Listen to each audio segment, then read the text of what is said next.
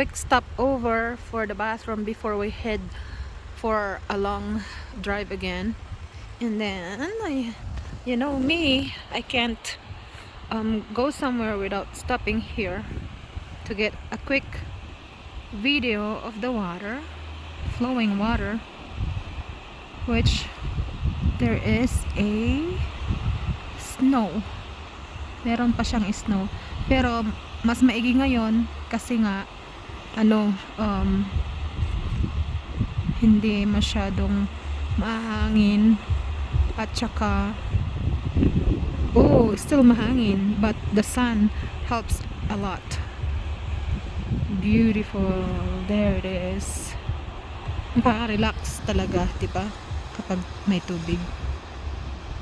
So tell me what's your experience on why you like the flow of the water too, like me. I think everyone likes water, of course. There it is. It's coming from up there. All the way up there. Oh.